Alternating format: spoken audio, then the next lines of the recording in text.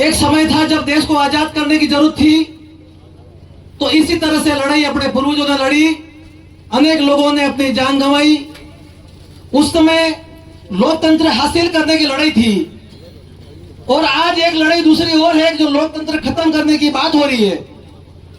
जब 272 से सरकार बन रही है और 400 का नारा दे रहे हैं, तो 400 का नारा देने का मतलब यह है कि आने वाले समय में चुनाव को खत्म करना है, लोकसभा अपने लोकतंत्र को खत्म करना है और संविधान को खत्म करना है, इसलिए 400 पार का नारा दे रहे हैं। और अनेक इनके नेता लोग अपने भाषणों में अपने मुंह से ये बात को कह चुके हैं।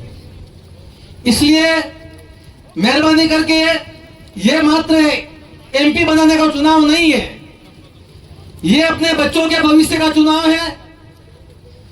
आने वाले समय के अंदर आप देखोगे, जिस तरह से मेरे भाई एक अभी बात करके गए हैं कि 4 साल की नौकरी होने जा रही है। आज तो इन्होंने एक हाथ मारा है सेना के ऊपर, कल पुलिस की 4 साल की नौकरी होगी, परसों मास्टर की 4 साल की नौकरी होगी, परसों कंप्यूटर की 4 साल की नौकरी होगी। तो आप सोच लेना आने वाले समय के अंदर क्या होने वाला है। बांसवाड़ा डूंगरपुर के जो प्रत्याशी बैठे हुए हैं, हम जो जनरल कास्ट के सामान्य वर्ग के लोग अनेक बैठे हुए हैं यहाँ पर, हमको इनके नाम से डराया जाता है कि बाप पार्टी जीत जाएगी तो गजब हो जाएगी, और हम सीना तान के बात करते हैं कि हम तो 24 घंटे आदिवासी के अंदर रहते हैं, साथ में जन्म लिया, साथ में मरते हैं और साथ में ही रहते हैं। हमको इनसे कोई खतरा नहीं है। आजादी के 70 साल में अगर आदिवासी के बीच में अगर किसी कौम को नहीं रहने आता है, तो यह समस्या आदिवासी की नहीं है, जिसको नहीं रहता उसकी समस्या है।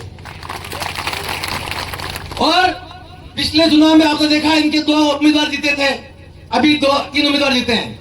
हमारे बड़े भाई बैठे हुए हैं, बड़े तो नहीं होंगे, मेरे से छोटे होंगे शायद, पिछले चुनाव में जो जीते थे।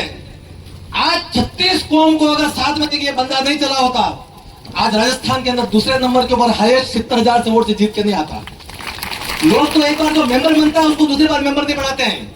ये कोई छोटी बात नहीं है, बहुत बड़ी बात है। और मैं आपको एक बात और बोलना चाहता हूं, मेरे भाई हरि सिंह जी आप बैठे हुए, अपने कांग्रेस के अंदर किसी राजपूत का कभी अपमान हुआ क्या? आज वो रूपाला क्या कह रहा है कि राजपूतों ने अपने बेद बेटियों को मुगलों से रोटी बेटे का व्यवहार किया, और राजकोट के सारे राजपूत इकट्ठे होकर कसम खाई, और ये चिंगारी ठेठ यूपी तक लगी है, और एक लोटे के अंदर नमक डाल के कसम खाई है कि हम कोई राजपूत समाज के लोग बीजेपी को वोट नहीं देंगे।